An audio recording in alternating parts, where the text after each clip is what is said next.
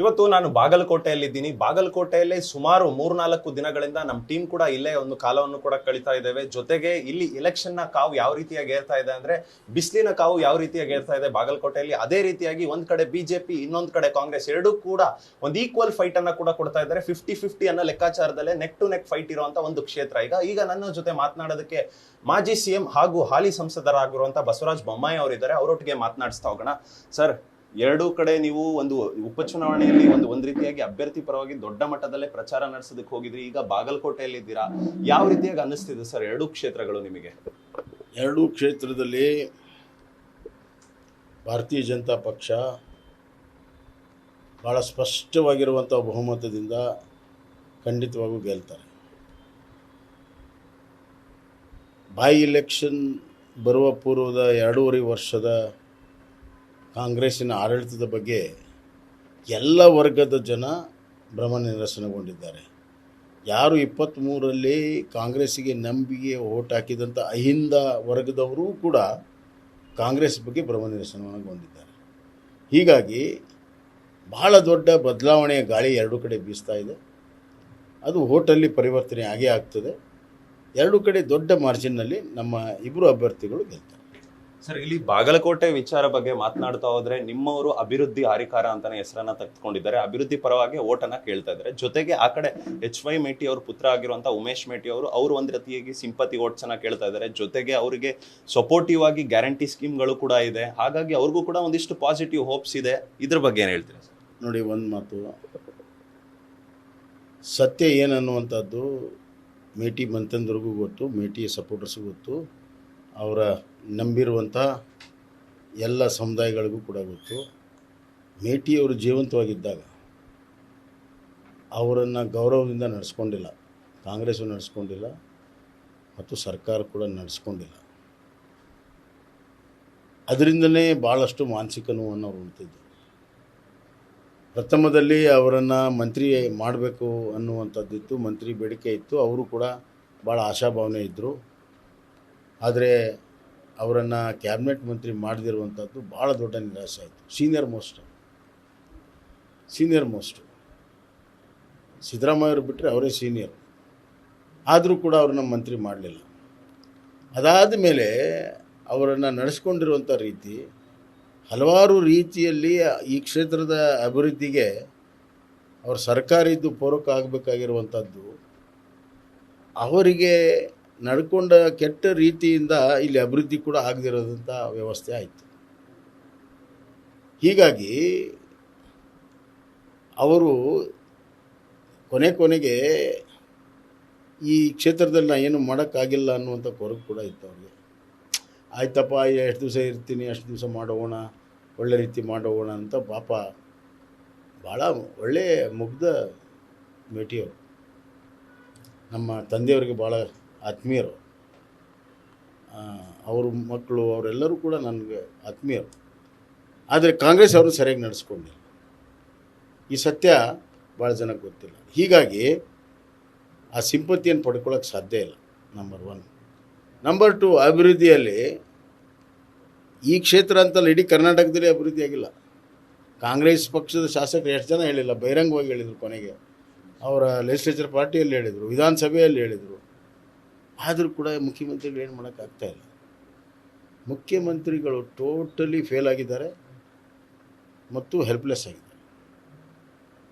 ಇನ್ನು ಗ್ಯಾರಂಟಿ ವಿಚಾರ, ಗ್ಯಾರಂಟಿ ಅದರ ಇಫೆಕ್ಟ್ ಏನು? 2,000 ರೂಪಾಯಿ ಒಬ್ಬ ಮಹಿಳೆಗೆ ಕೊಡ್ತಾರೆ. ಒಂದು ಮನೇಲಿ 4-5 ಜನ ಇರ್ತಾರೆ, ಒಬ್ಬ ಮಹಿಳೆಗೆ ಕೊಡ್ತಾರೆ. ಅತ್ತೆ ಕೊಡ್ಬೋದು, ಸೊಸೆಗಿಲ್ಲ, ಹೆಣ್ಮಕ್ಳು ಬೇರೆ ಹೆಣ್ಮಕ್ಳಿಗಿಲ್ಲ. ಅದು ತಾರತಮ್ಯ ಎದ್ದು ಕಾಣ್ತದೆ. ಮನೆಯಲ್ಲಿ ಎದ್ದು ಕಾಣ್ತದೆ, ಹೊರಗಡೆ ಆದರೆ ಲೇಟ್ ಆಗ್ತದೆ. ಮನೆಯಲ್ಲಿ ಎದ್ದು ಕಾಣ್ತದೆ. ಡಿಫ್ರೆನ್ಸಿಯೇಷನ್ ಇದೆ. ಎರಡನೇದಾಗಿ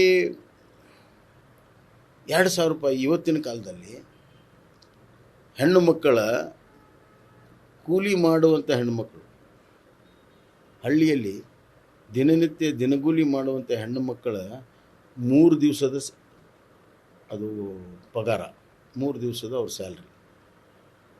ಅದಕ್ಕಿಂತ ಹೆಚ್ಚು ಅವ್ರು ದುಡಿಮೆಯಲ್ಲಿ ಗಳಿಸ್ತಾರೆ.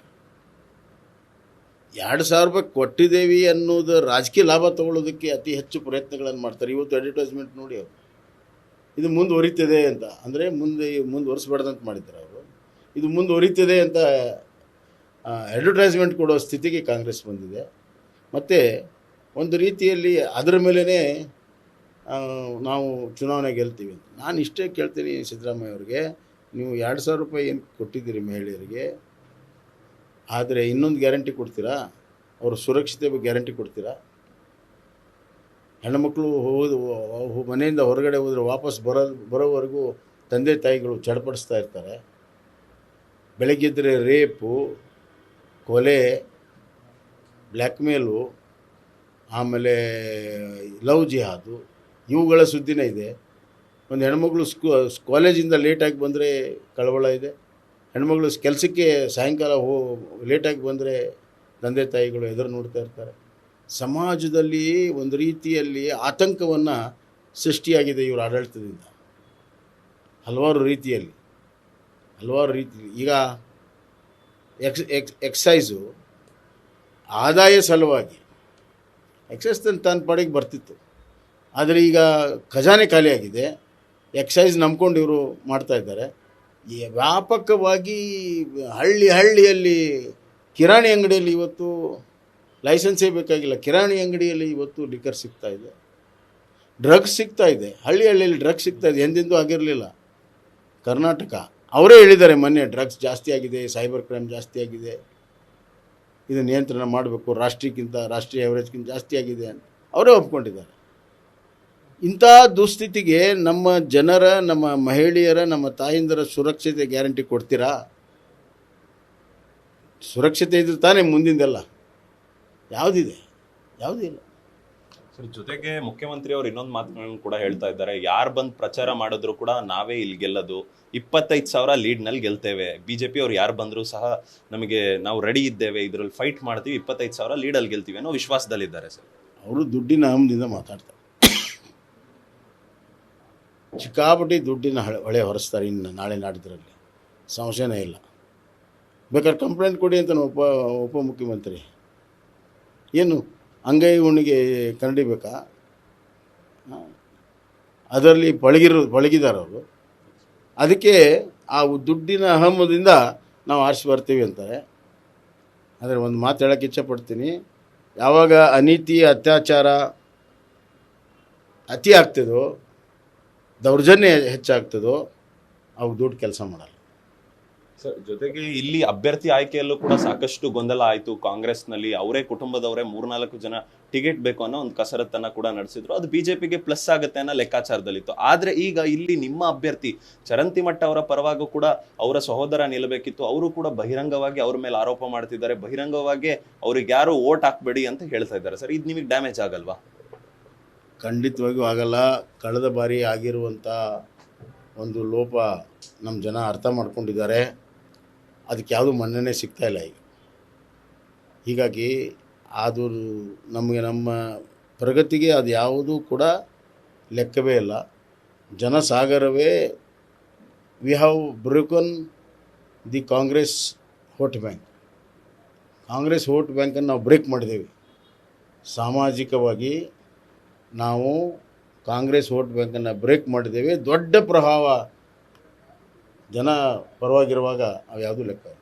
ಸರ್, ಇವತ್ತು ದೊಡ್ಡ ಮಟ್ಟದಲ್ಲಿ ರೋಡ್ ಶೋ ಕೂಡ ಇಟ್ಕೊಂಡಿದ್ದಾರೆ ಸಿದ್ದರಾಮಯ್ಯನವರು. ಇದ್ರ ಬಗ್ಗೆ ಸಿದ್ದರಾಮಯ್ಯವರು ಇಲ್ಲೇ ಠಿಕಾಣ ಹೊಡೆದಿದ್ದಾರೆ, ಹಂಚ್ಕೊಂಡಿದ್ದಾರೆ. ಅಲ್ಲಿ ಡಿಕೆಯಲ್ಲಿ ಇವರು ಇಲ್ಲಿ ಸೋತರೆ ಮುಖಭಂಗ ಆಗುತ್ತೆ ಅಂತ ಹೇಳಿ ಕೇರಳದಿಂದ ಮತ್ತೆ ಓಡಿ ಬಂದಿದ್ದಾರೆ.